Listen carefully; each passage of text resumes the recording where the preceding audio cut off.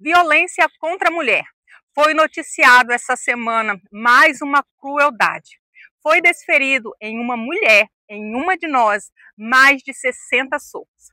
O agressor, ele desceu literalmente socando aquela mulher, do 16º até o térreo. E hoje nós vamos conversar com uma outra mulher vítima de violência. Hoje nós vamos receber Isaura Bedoni. Eu me chamo Andressa Trindade e este é o Café com Elas. Isaura, conta para nós um pouco da sua história, uma história de inspiração. Compartilha conosco.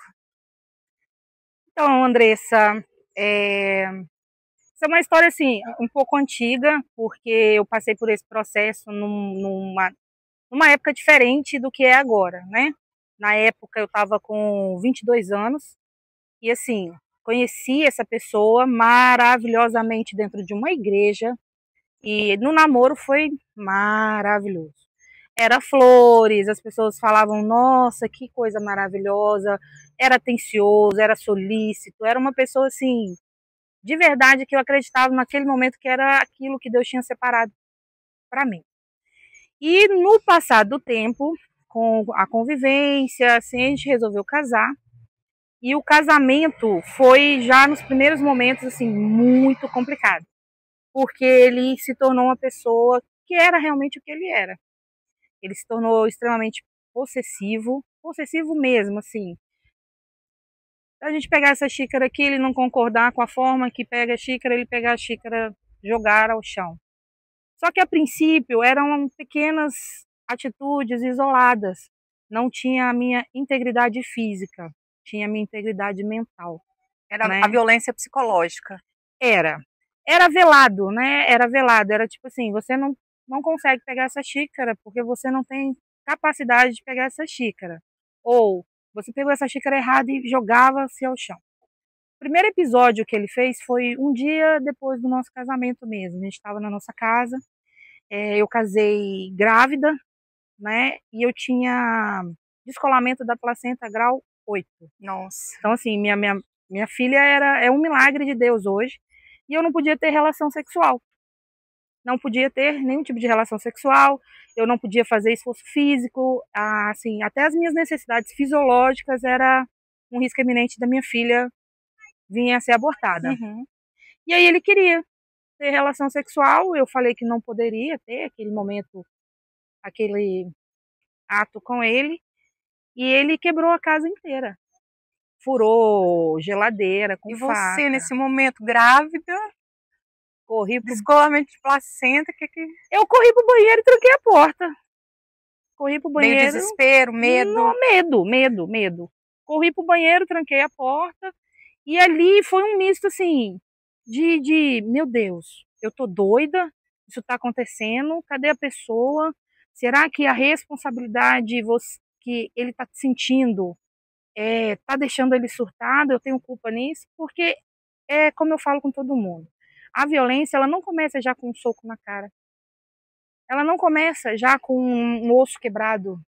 Ela começa no seu cotidiano. E você acha, o primeiro passo, você acha que você tem responsabilidade para aquilo. Às vezes vem com ciúme extremo.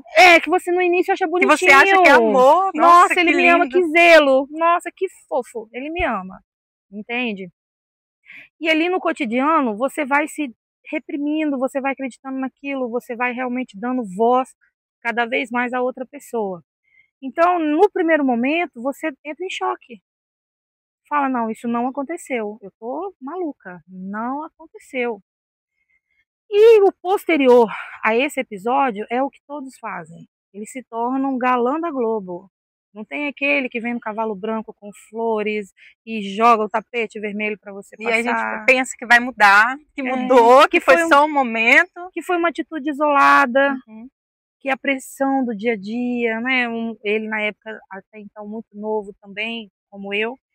Então assim, não estava sabendo lidar com aquelas emoções e eu inflamei ele aquilo.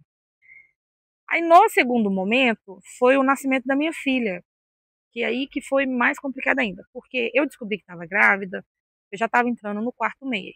Uhum. Quando a minha filha estava do 6º para o 7º, ela resolveu nascer. A gente não conseguiu segurar. Prematura. A gente não conseguiu segurar. E naquele momento ali, já estava nessas confusões, ele não encostava em mim, mas ele me xingava, deferia palavras... Seu psicológico já estava abalado. Ele falava que eu tinha que aguentar aquilo mesmo, porque o homem nenhum ia me querer mais, porque eu já não era mais virgem, que eu já tinha uma filha, e que a minha família Você não vai encontrar ninguém igual. E que eu podia contar que ele quebrava tudo e ninguém ia acreditar, porque ele ia falar que era eu que estava louca. E você contou para alguém? Não contava. Eu tinha vergonha. Como é que você chega... Porque primeiro você apresenta o príncipe encantado, que você quer casar, né? Na rua, andava de mão dada, e se eu falasse, nossa, eu tô com sede, aparecia água para mim, que ele trazia, na rua. Em casa ele quebrava tudo. Quebrava mesmo, quebrar. Eu já cansei de comprar geladeira nova, porque ele pegou a faca e ficou na porta da geladeira. Enfim, várias situações. E eu naquela iminência da minha filha, tendo que viver com aquilo que eu posso perder. Sua filha nasceu de 7 meses, então ela ficou internada? Ficou. E aí, como foi? O pior foi no processo, porque ela estourou a bolsa. A minha bolsa aos 7 meses estourou. E aí eu não tinha plano de saúde na época, fui para a maternidade de Carapina. Como lá na época não tinha uma UTIM especializada, eu fui encaminhada para o Hospital das Clínicas. E aí lá no Hospital Universitário eu passei por todo o processo. E aí nesse período de vamos tentar segurar, vamos fazer o parto, vamos tentar segurar, vamos fazer o parto, é que para mim foi o divisor de águas, assim, porque quando eu fui para ganhar a bebê, tinha risco iminente de morte, ou a minha ou a dela.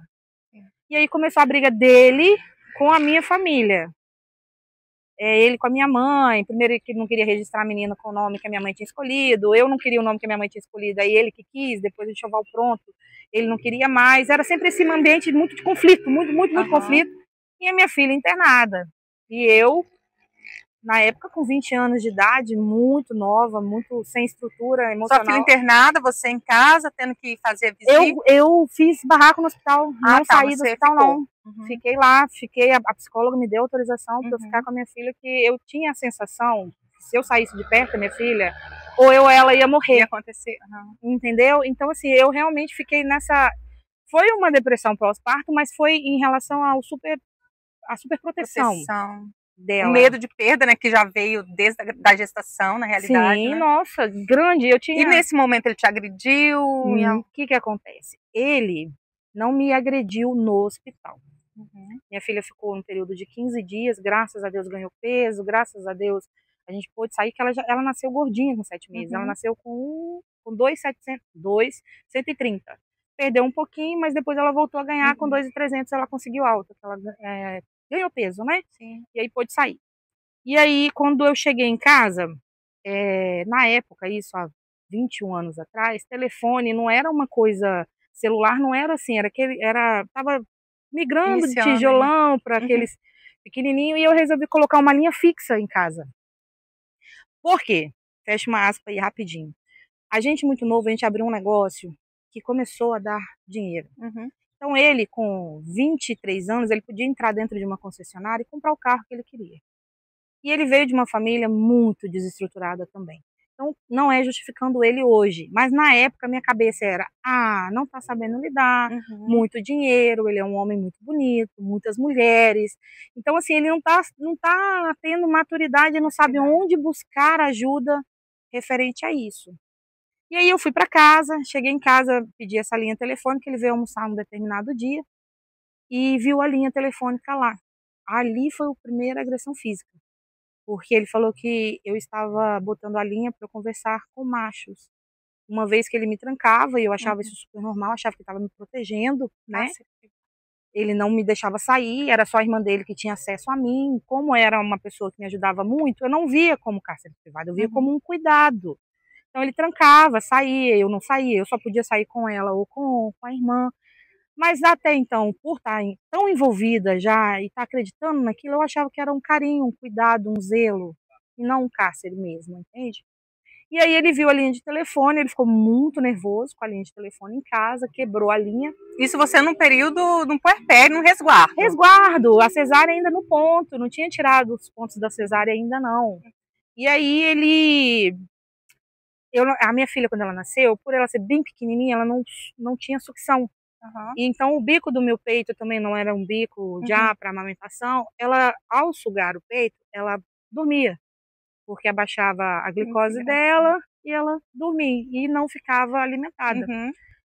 Com isso, o que eu fazia? Quando ela estava dormindo, que meu peito enchia, eu ia lá com a bombinha, tirava o leite dela, porque se ela sugasse muito e não conseguisse mamar, tinha o leitinho dela separado, porque eu realmente queria amamentar. Não queria entrar com a mamadeira. E ele pegou o leite, jogou fora. O leite que você retirou para amamentar a bebê? É.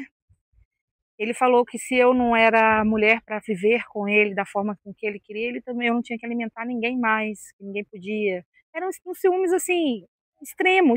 Eu não sei te explicar de onde que sai, porque até hoje eu não entendo, assim. E aí, o que aconteceu? Ele jogou o leite fora, eu falei com ele, como que eu vou dar? Comecei a brigar com ele, como que eu vou dar com a minha filha, meu leite não tem mais, não sei o quê. Aí ele pegou o telefone fixo, arrancou da parede, jogou em mim.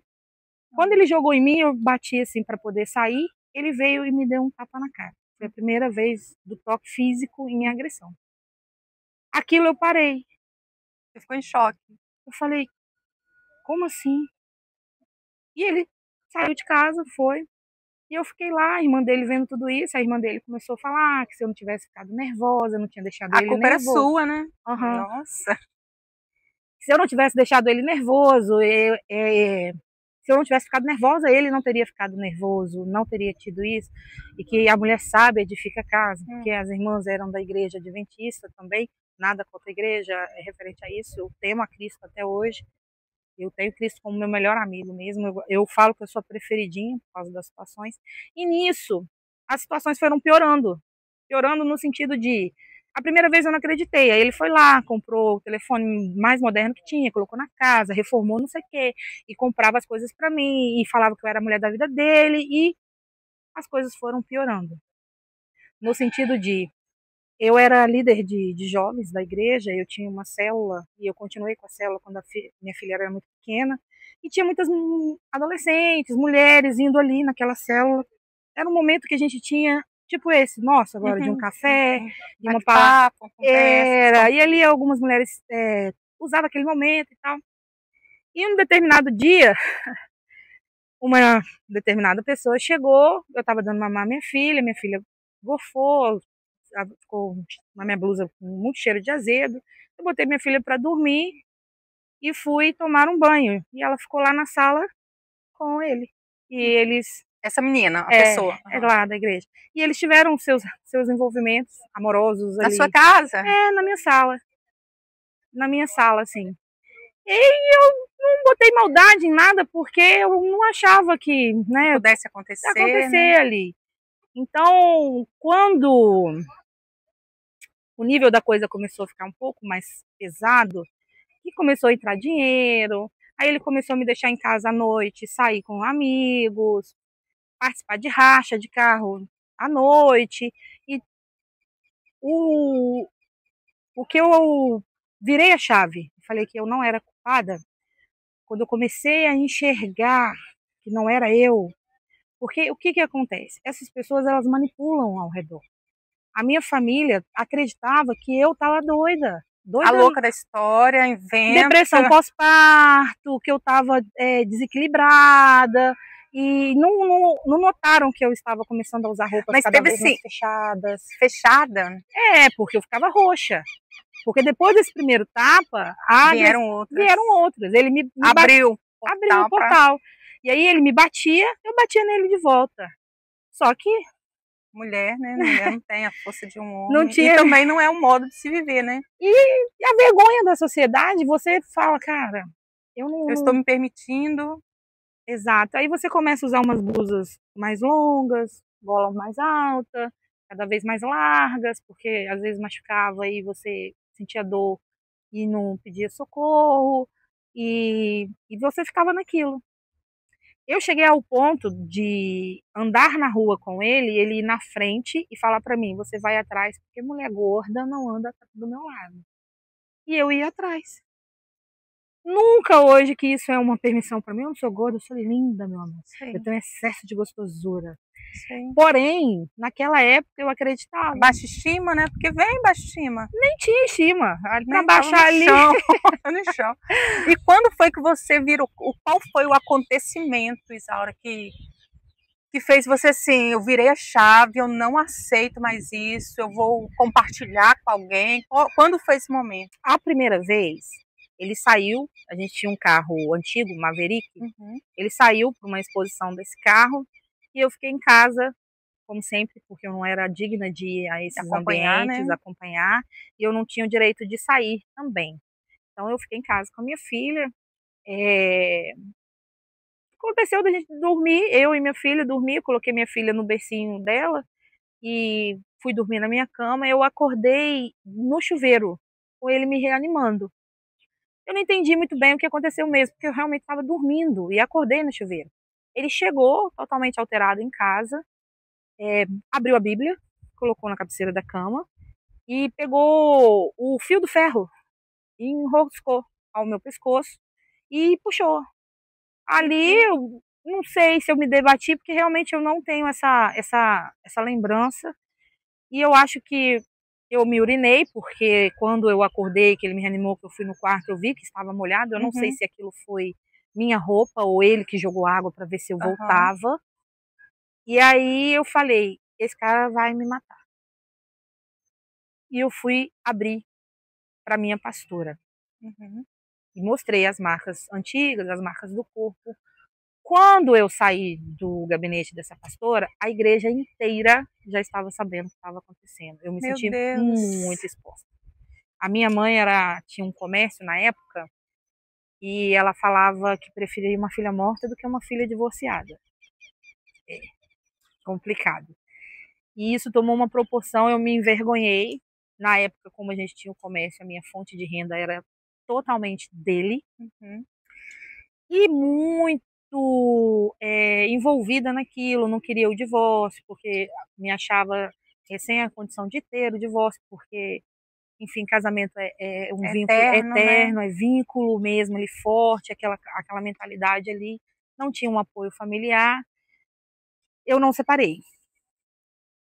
Aí, daí as surras foram piores. Aí começou a vir pau, cabo de vassoura, né? Quebrados eram direto, assim. Só pra você ter uma ideia, no nosso comércio, chegou um rapaz e estava muito quente. E eu passou um carrinho de picolé, eu cuidava do administrativo. Eu falei com o rapaz, falei, você aceita um picolé? Esse dia eu apanhei muito. Apanhei demais. Assim, de machucar mesmo, assim, de parar no hospital com o braço, colocar gesso e tudo mais. E aí eu fui e continuava naquilo ali. Porque eu não via saída para mim. Eu não via saída, não tinha saída para mim. Tornou algo normal, né? Minha filha tinha um ano. Minha filha era pequena, 1 ano. Então, assim, o leite dela vinha da renda da gente ali.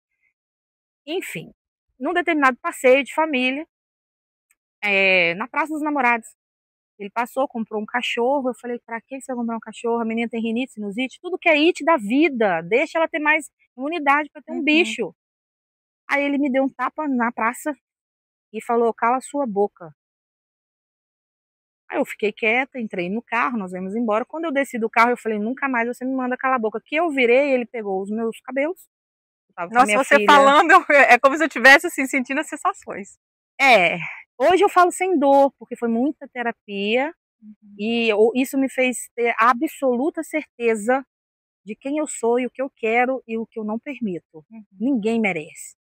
Mas nesse momento que ele puxa o meu cabelo, ele estava no motorista do carro, eu estava dando a volta para poder pegar as coisas da menina no banco de trás. Peguei a minha filha, no que eu peguei minha filha para sair, meu cabelo era muito grande, ele puxou o meu cabelo, a minha filha estava na mão de cá e arrastou o carro. A sorte, eu estava na porta de casa, a vizinha puxou a Maria, que é a minha filha, e ele continuou andando com o carro. Pegou seu cabelo e saiu arrastando. Eu do lado de fora e ele do lado de dentro. E ali naquela velocidade que ele pegou ali, não deu para ser uma coisa assim, nossa, 100 por hora, mas ele chegou a pegar uns 60 ali na rua, porque é uma rua extensa, e ele parou porque começou os outros a gritar na rua, ele vai matar ela, fecharam ele assim, eu caí, ele soltou, e na hora que eu caí, as pessoas, ao invés de pará-lo, veio me acudir, porque essa marca na minha testa, enfim, rasgou minha roupa, eu me machuquei bastante, estava sangrando. As pessoas vieram me acudir e ele foi embora. Pasme, quando eu cheguei na delegacia para poder fazer a queixa, ele estava na delegacia dando uma queixa contra minha. você. E quando eu cheguei, eu fui tratada assim, como escória.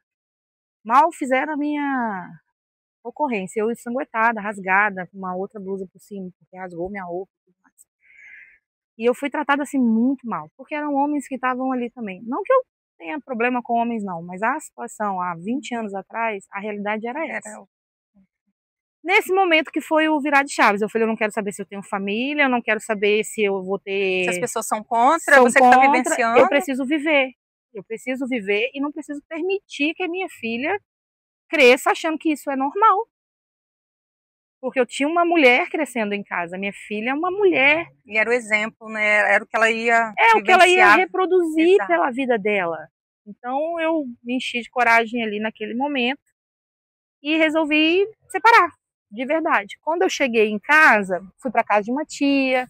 Essa tia viu que a situação não estava assim, primeiro me acolheu, porque viu que eu estava muito machucada, meus pais até então não estavam aqui no estado.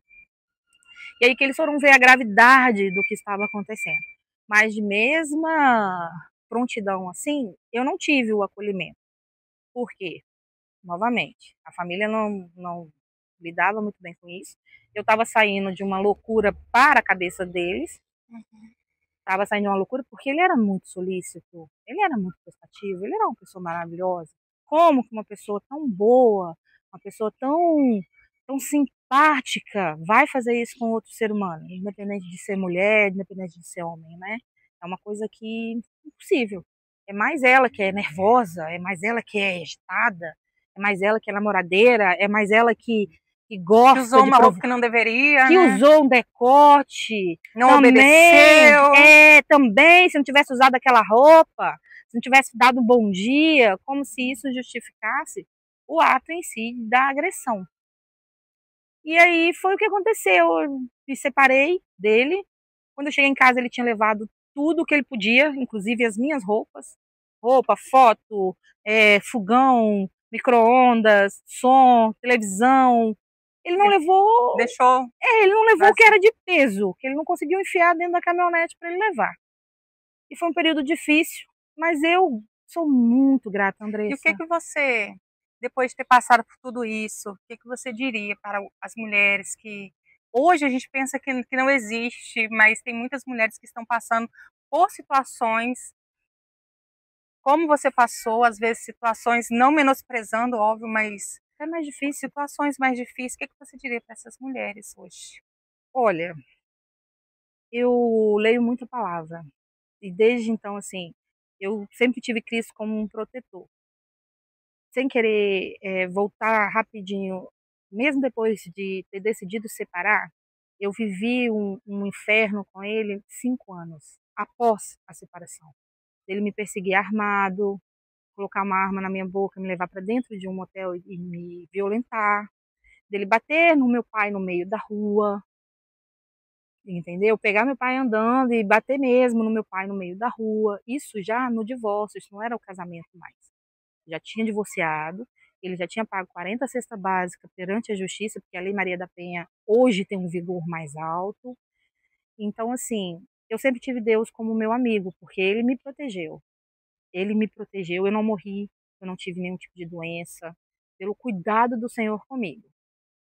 Eu diria para essas pessoas, não aceite o primeiro tapa, não aceite a primeira crítica. Ela não é construtiva, ela não é proteção. Você pode perdoar, mas você não pode esquecer. Se a pessoa fez, ela vai fazer de novo. Veja como essa pessoa trata a mãe. Veja como é o convívio da família. Porque perante uma sociedade, eles podem ter uma casca maravilhosa. Maravilhosa. E cai, as pessoas caem em golpes. As pessoas caem. E outra, eles não são vítimas. A vítima é você. A vítima é você. No caso, a vítima era eu, não era ele. Ele não ficou nervoso porque eu provoquei. Ele é nervoso. Ele não me bateu porque eu induzi, ele bateu porque ele quis me bater. Ele tinha a escolha de ir embora, ele tinha a escolha de sair de perto. E você tem a escolha de não querer isso. Então se escolha todos os dias. Acorde, olhe no espelho e fala, nossa, eu sou linda. Não estou gostando do meu cabelo hoje, vá lá e faça uma escova. Não tem dinheiro para fazer escova? Pinte. Não tem, faz um penteado. Mas se escolha todos os dias. Acima de todas as coisas. É Deus e você. Se ame. Gente, após essa história, que não é história de ficção, é uma história real. Nós acompanhamos também a história daquela moça que levou mais de 61 socos, que está aí na mídia, mas tem muitas mulheres que estão em cárcere privado, mulheres que estão sendo brutalmente assassinadas, o seu psicológico, o seu físico. Não faça isso com você. Nós estamos aqui, juntas, porque nós, mulheres, nós temos força e nós vamos sim falar umas com as outras. Você, mulher, que ouviu essa história e não se sensibilizou, você precisa rever os seus conceitos. Isaura, obrigada. Obrigada por participar. Obrigada por ter compartilhado conosco a sua história de superação. E eu me sinto assim extremamente sensibilizada. Eu fui uma mulher também que passei por essa questão de agressão física, veio mesmo com a psicológica, e que essas mulheres que estejam assistindo, que vão assistir, elas tenham a mesma força que você para sair, Obrigada. Este foi Café com Elas.